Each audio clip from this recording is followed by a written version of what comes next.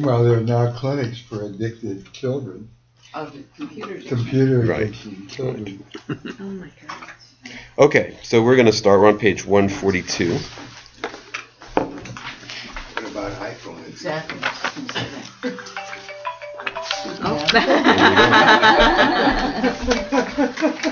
Modern world intrudes. So we're the second to last paragraph on that page, on page 142. This paragraph is a review. We're still talking about the book of Ecclesiastes and contradictions that we find in the book and how they resolve those contradictions. And interesting discussion, which we won't repeat today, about joy and defining joy. So the paragraphs, V'shibachti et simcha, I praise simcha, joy. Simcha shel mitzvah, that's referring to the simcha that comes from a commandment, a religious act.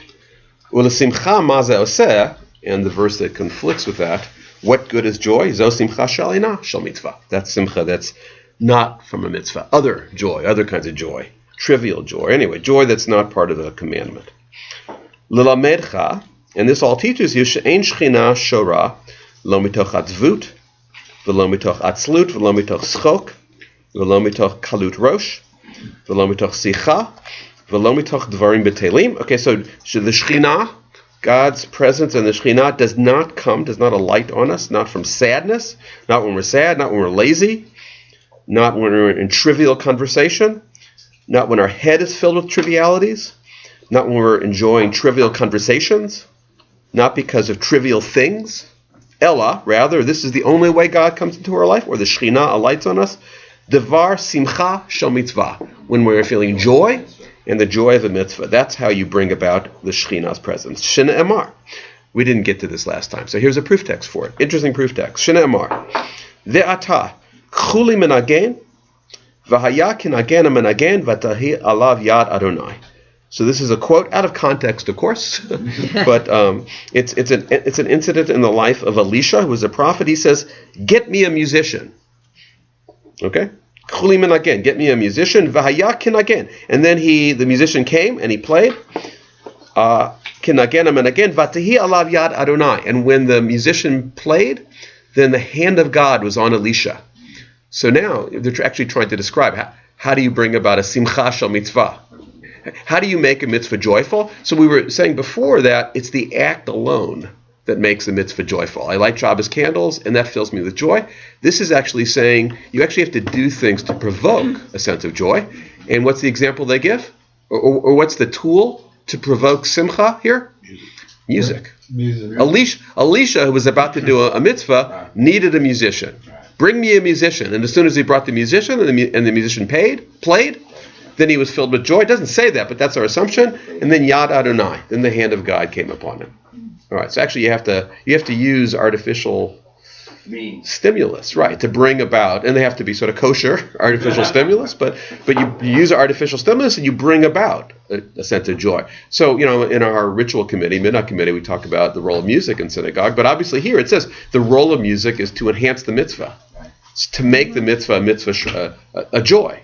And because the mitzvah alone, this is interesting, the mitzvah alone doesn't bring about joy. It could or it couldn't, but it may not bring about joy alone. But the music will enhance the mitzvah. That will bring about joy, and that will bring God into the room. It's called setting the mood. Setting the mood, right. That's right. Creating a mood, actually. In other words, it's creating the mood, yeah.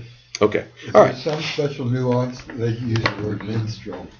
Say it again. Oh, you mean in the translation? Yeah. I don't know. Minagan is to play an instrument.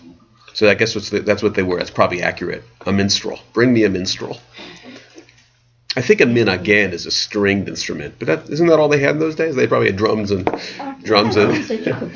blow into. Of course, no, you're right. You're right, of course. And trumpets. Trumpets, yeah. Sorry, never mind. Don't ask me about musical history. I'll just make it up, and then what? All right. Anyhow, so now the Talmud continues. Last paragraph. Ini is that true?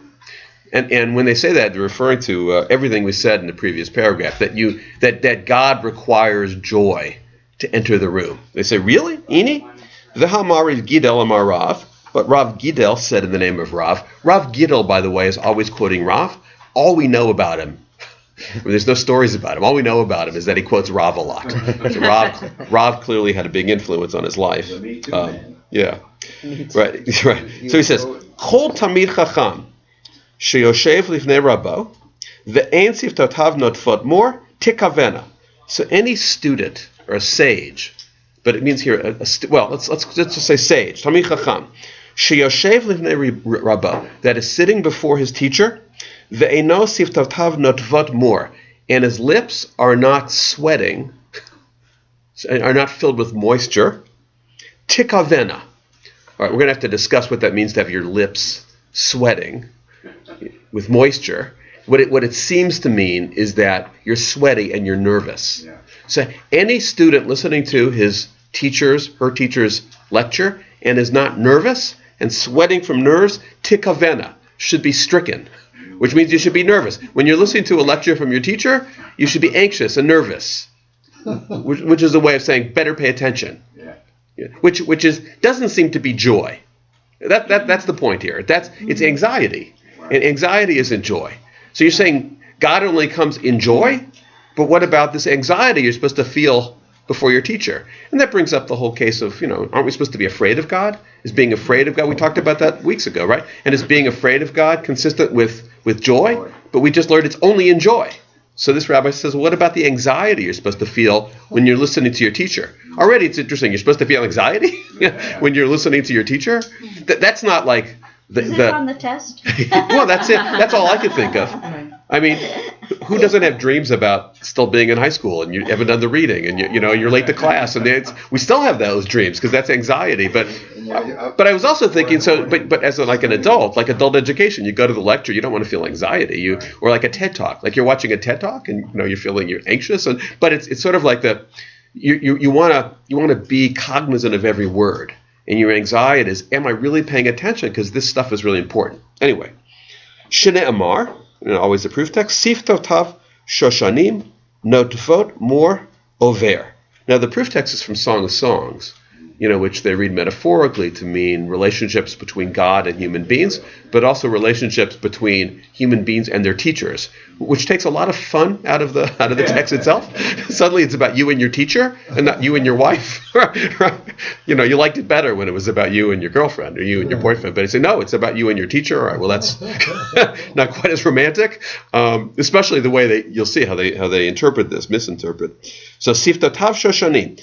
Her lips are like lilies, shenotvot mor, that are dripping myrrh, right? Al tikri mor over. Don't read it as dripping myrrh. Ela mar over. Rather, the same word almost means bitterness. Like there's a bitterness that's passing your lips. So they're saying that this whole verse is about. Well, then I'll go on. Al tikri shoshanim. Don't read it as shoshanim as in the flower. Ella sheshonim. Rather, it's that are learning. So he's reading the verse as you pay attention to the teacher. The lips that are learning should be dripping not in love, right, and beautiful words of love, but in sweat, because you're bitter, because you're anxious and really paying attention to the teacher. All emotions that we wouldn't characterize as joy. Let me go on, then we can talk about it more. Okay, but here's the contradiction they find, that, wait a second, this rabbi says, you're not supposed to feel joy all the time. Joy is not the way God enters your life, because a student listening to his rabbi teach is supposed to feel anxiety, and that's not joy. Lo kashya. Okay, well, that's not a conflict, that's what they say. Ha b'rabah, ha b'talmid. So, well, it's not a conflict, because when the teacher teaches, the teacher's supposed to feel joy. But when the student listens, the student's not supposed to feel joy. The student is supposed to feel anxiety. And then God enters their life. But when the teacher's teaching, that's the mitzvah. The teacher is supposed to feel joyful. Because why should the teacher feel anxious? He's passed the test already. For him, it's just a sense of joy in lecturing and teaching these wonderful things that he knows. Okay. It's really it's interesting, isn't it? I mean, it's an interesting sort of just description of the relationship between teacher and student. It goes deeper into that, too. In fact, several pages now we talk about this. But yeah. And is it really bitterness? Yeah. Is that Mar the interpretation? Mar means bitter, yeah. I mean, like, I can understand trepidation. I can understand anxiety.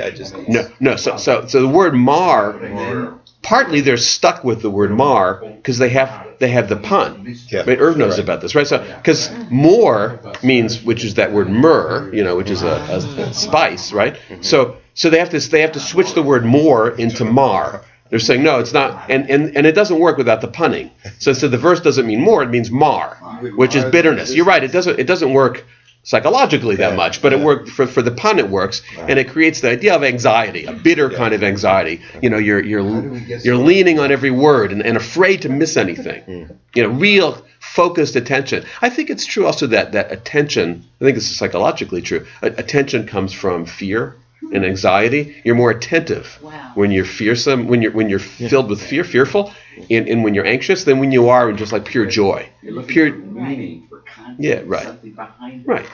Right. And this, by the way, expands the emotional content of the religious experience, because the earlier paragraph seems to say it's limited to joy. So this rabbi says, wait a second, it's limited to joy? I can find a religious experience in anxiety, where I'm really paying attention. All right. Well, it's interesting to see people don't react to the same thing in the same way. Yeah. So you Right. never know. Totally true. Somebody's Different pain is another personalities. person's joy. Absolutely. Or, you know what, like, let's say I've taught classes at university where you look out into people's faces and you see all sorts of different emotions. Leave out the people that are asleep, because right, that's a kind of joy. So I'm grateful that I can give them that, that I can give them some refreshment. I'm happy. So I'm doing them a good deed. But there's people that are anxious. Because they think I'm guest lecturing or I'm teaching a class that's going to be a test. You see the anxiety. You see the people that are auditing. So they're just, wow, this is interesting stuff. But it's no anxiety. Yeah. And there's no tech. No tech. Yeah, right. But some of it is also personality. Sometimes you see both. You see anxiety, but you see some joy too. So it's but all that's to say that the religious experience maybe is too complicated to limit to this just simcha. That's it. Come on, that's it. All right. Does it read? I was just going to say, the teacher who's teaching has an idea what he's talking about. He's sure. But the student who's learning is not in a sure position. You're right.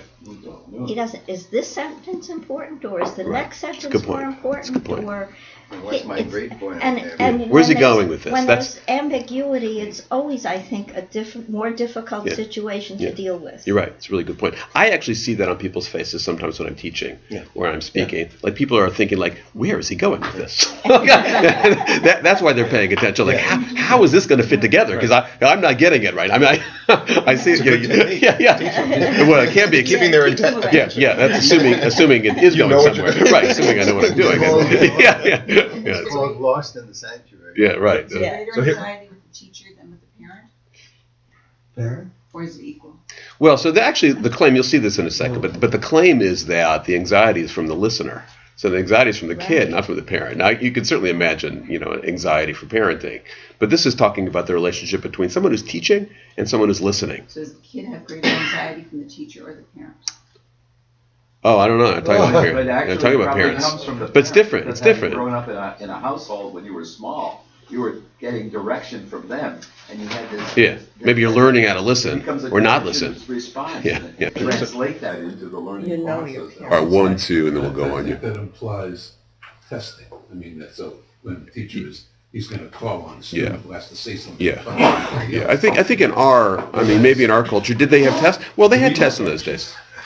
No, you don't. But testing us. no, but I no, you don't. And that's very different. But I would say that they're not just talking about testing. They're talking about really feeling like this is really important. There are times. So I'll say so let's say I'm talking about in a sermon or a class, I'm talking about loss.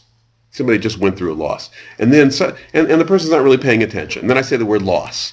And then they would say, oh, this guy's got something to say about loss. And as I'm talking, maybe there's some familiarity with their own experience. So then they start really I see that sometimes. They start leaning in like, hey, I got to pay attention to this because maybe here's something for me to use. So, and I think that's more what they're talking about is they expect the students to kind of be leaning in that sense of like just feel a little anxiety over what the teacher's saying because it's really important. And you're not really going to get it. You're not going to have the religious experience of learning Torah unless you have that anxiety.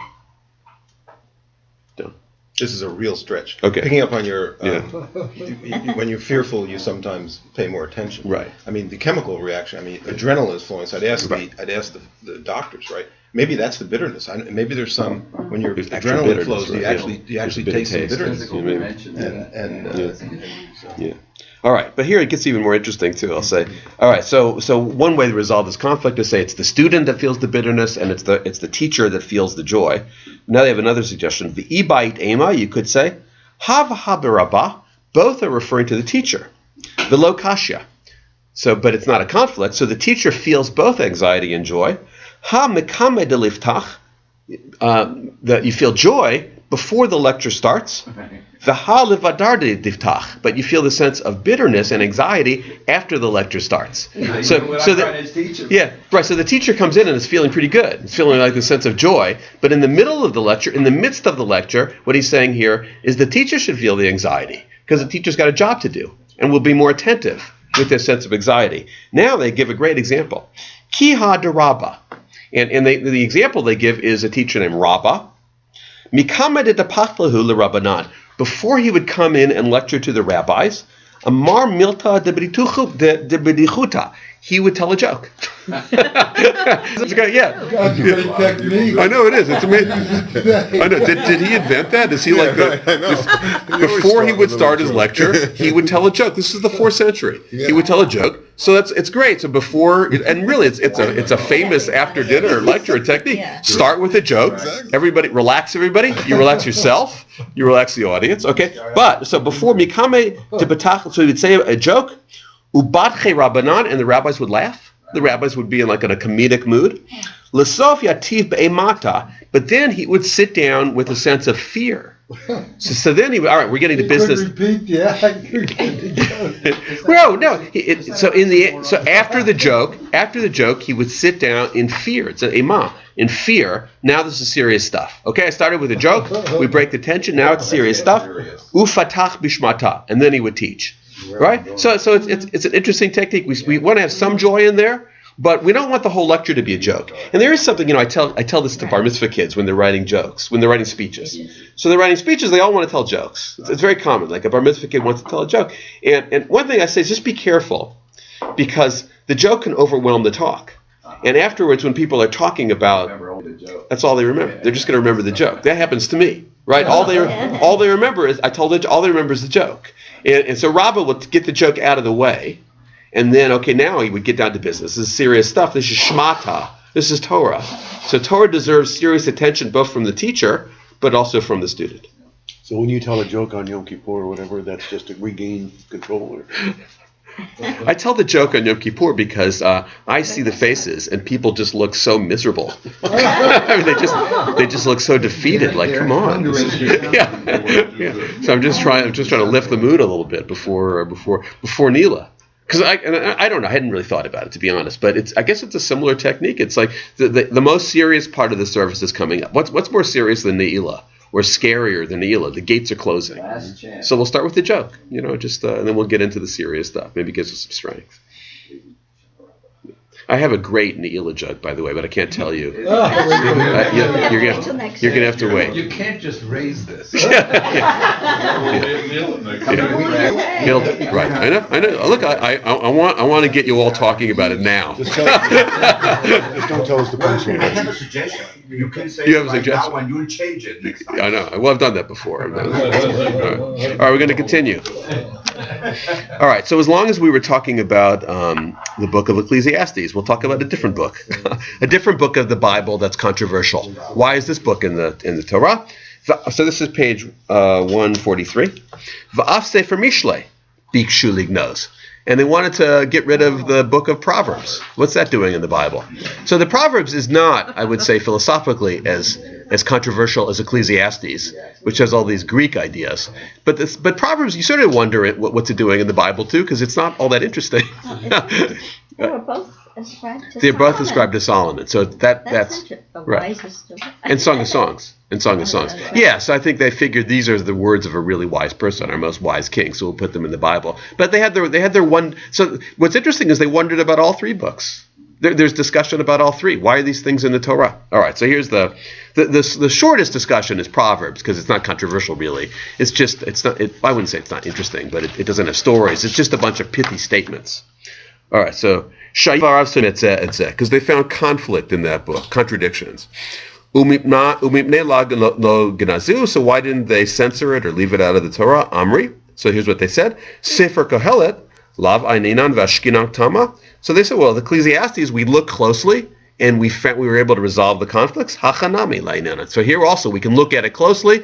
La'inan means we'll look at it with our eyes. Ayin, we'll look at it with our eyes, and we'll find out, we'll study it, and we'll find out there aren't really conflicts.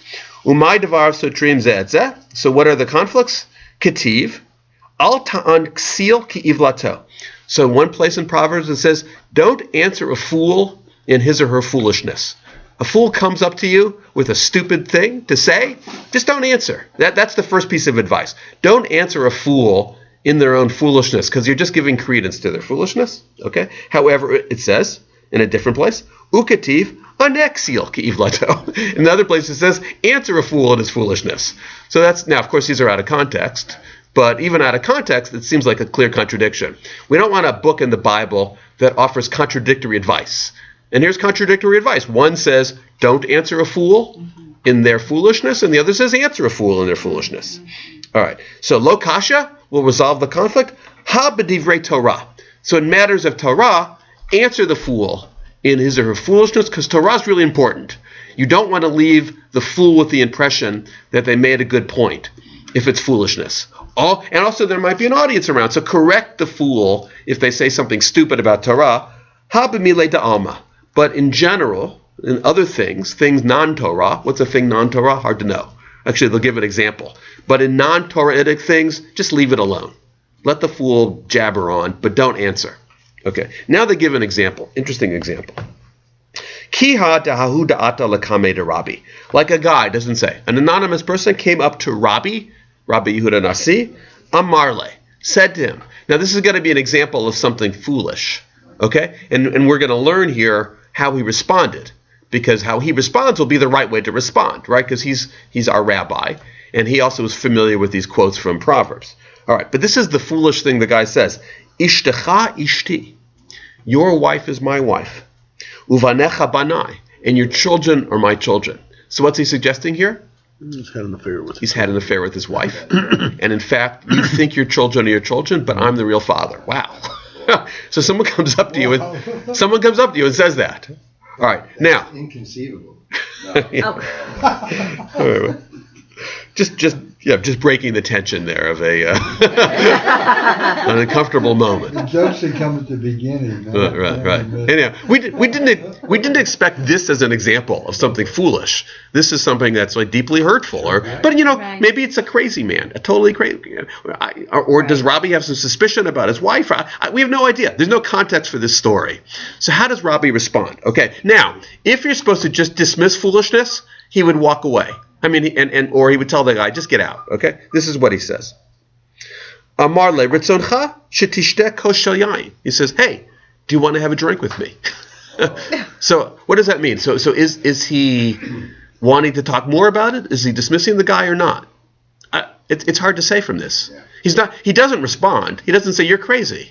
Right. You didn't have an affair with my wife. My kids are my kids. I know it. He doesn't say that. He just says, why don't we sit down together with a drink and we'll talk about it. But here's what happened. Shata ufaka. The guy who made the accusation drank and burst. How do you say he died. In Israel? How do you say what? Vendetta in Hebrew. Vendetta. It's a Hebrew word. Yeah. Anyhow, so it's a weird story. So the guy has a drink with Robbie and he dies. So he takes a sip and he burst. So what does that mean? Real hemorrhage. What does it mean? I'll leave it up to you to decide. What does it? It means here's what the rabbis will take out of it. Robbie did not waste his time rebutting that foolishness. He understood that God would take care of it. Here's what it doesn't mean. It doesn't mean that Robbie poisoned him. There's not the suggestion you should kill a person that makes that suggestion. But he's saying, like, you don't have to bother to answer somebody who comes up with that kind of accusation. In the end, God will take care of it. So don't even bother to argue with it. Don't. So and Robbie just knew. In the end, God would get him for that. That's how the rabbis interpret it. There's probably more to that story. We can think about it. All right. Hahu da'ata lakameh Rabbi Chia. Something similar happened to Rabbi Chia. Amarle. So to Rabbi Chia, another person, an anonymous person said, Imcha ishti, your mother is my wife. Ve'ata b'ni, and you're my son. So in other words, your father is not who you think he is. It's actually me. I had an affair with your mother, and you are my son. What's Rabbi Chia supposed to do to that? With that? So in some ways, also from the context here, it's utter foolishness. That's what Rabbi Chia is thinking. It's utter foolishness. It's mischievous. So he says, Amarle, Ritzoncha shetishtek kos shel yain. Would you like to have a drink with me? So one of the lessons here is whenever a rabbi asks you if you want to have a drink, you probably shouldn't do it. because it says, Shata uvaka. The guy took a drink and he burst. He died. I think you have to think carefully what you said to the rabbi before. Right, exactly. Yeah. Like this, it's probably better not to take the risk of, the rabbi offers you a glass of wine. But particularly if you've made some kind of really terrible accusation.